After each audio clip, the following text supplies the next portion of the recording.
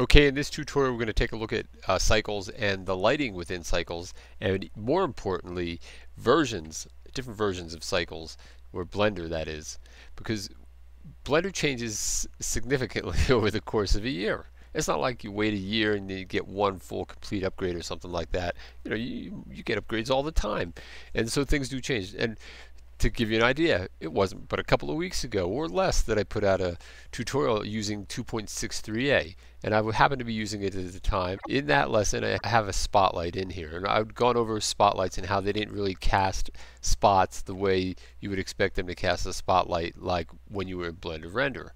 However, if you notice here, I am in 2.63a, so this is important when you're watching these lessons, is to always make sure to look at my version number up here. This was 2.63a most of the tutorials I had up and running. I've recently switched over to 2.65a instead, and I'll do most of my tutorials from there now, but I kind of test as I go because things change.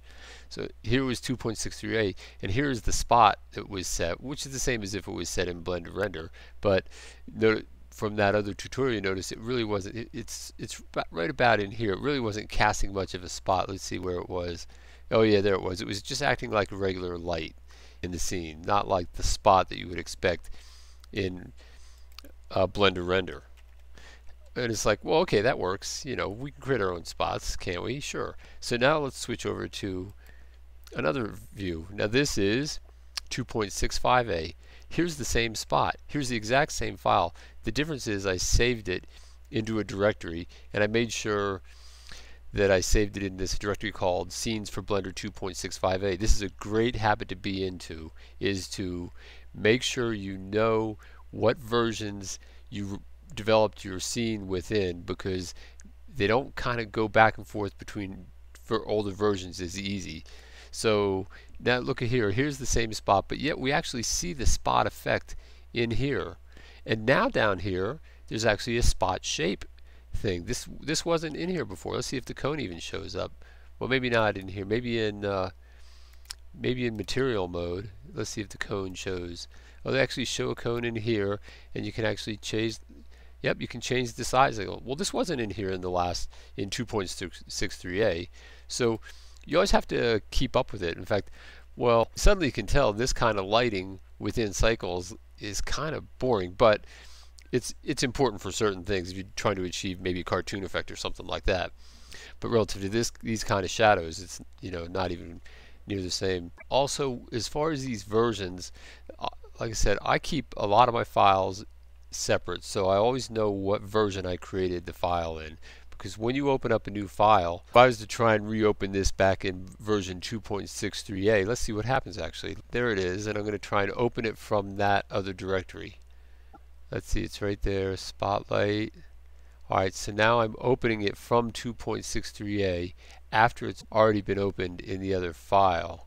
In fact, let me do this. Hang on, let me close that. Make that new first. I'll go back over to the other one. I'm going to save it. I'm actually going to save it in here. File, save. So now it's saved in that directory. Then I'm going to go back and get 2.63a and open it up after it's been saved as a 2.65a file. Let's see if we notice any difference. Maybe not in this case. So, well, it seems to work. It seems to be behaved in this case like that. So I don't really notice a difference in there.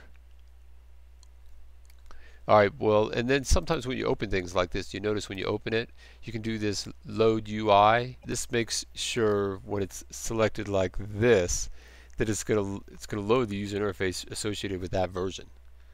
And if you turn it off, it'll do the more modern version of it like that. It's just a little detail to watch out for, and especially like, well, even all the lessons that you watch, you just have to keep following the upgrades because they change a lot, and sometimes things kind of disappear. Sometimes the keys can change, or a lot of times you'll see keyboard combinations move over to the menu over in here like this, and so you just have to kind of keep looking around.